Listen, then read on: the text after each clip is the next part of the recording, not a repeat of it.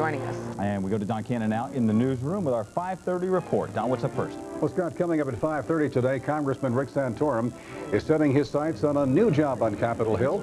He's announcing he'll run for the U.S. Senate. Also, Ruth Bader Ginsburg takes her seat on the U.S. Supreme Court today. We'll take a look at some of the cases she'll hear and the impact she might have on those cases. But up first, at 5:30 this Friday, troubles tonight at a trailer park in Westmoreland County.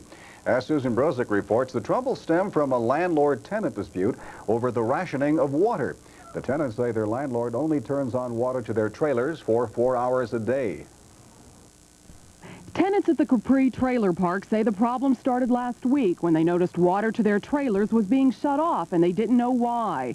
Their landlord claims there's a water leak on the property, so he's only turning the water on for a few hours a day, 2 hours in the morning, 2 at night. I don't think it's right, fair to us, because we pay our rent and the water's included, and I think we ought to have water all day and all night long. If there's a fire, what can we do?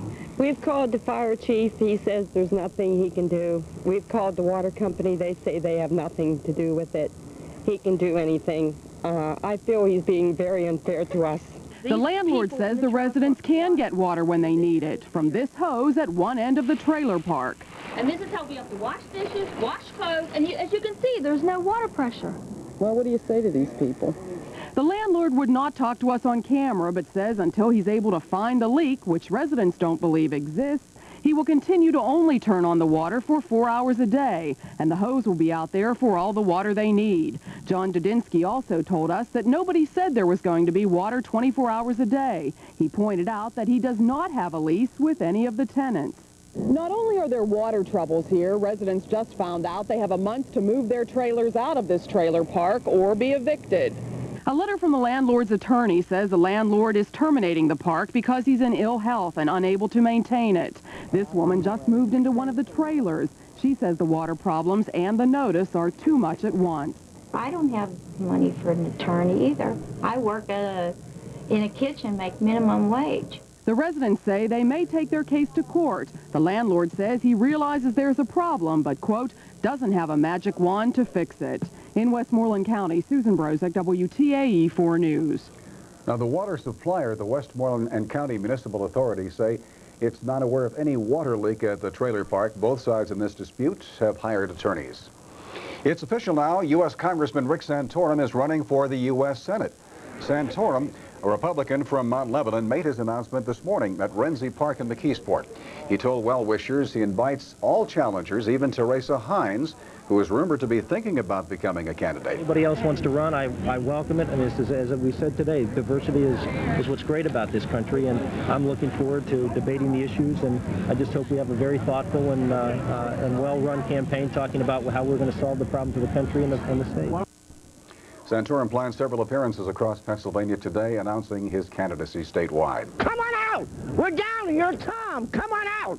We want him to come down and... Yeah, mayoral candidates letting off a little steam tonight, right in front of the Tom Murphy's campaign headquarters downtown. Dwayne Darkins and Kathy Matta claim no one really knows where Murphy stands on the issues. It's time for Mr. Murphy to stop hiding and come out and tell the people what his plans are for the city. Darkins and Matta also say Murphy isn't telling city residents what he wants to accomplish if he's elected mayor. Election day, by the way, is November the 2nd. Justice Ruth Bader Ginsburg took her seat on the nation's highest court today. She is the second woman ever to serve on the Supreme Court and the first Democratic nominee in 25 years. What impact will she have? Julie Kurtz in our Washington Bureau has some answers.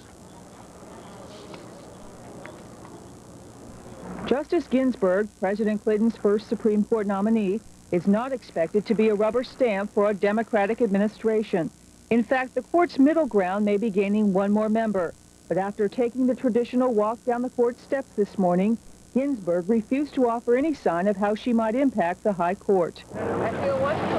Ginsburg was a bold advocate for women's rights as an attorney for the ACLU in the 1970s, but as a federal appeals court judge, she took a more conservative approach to the law.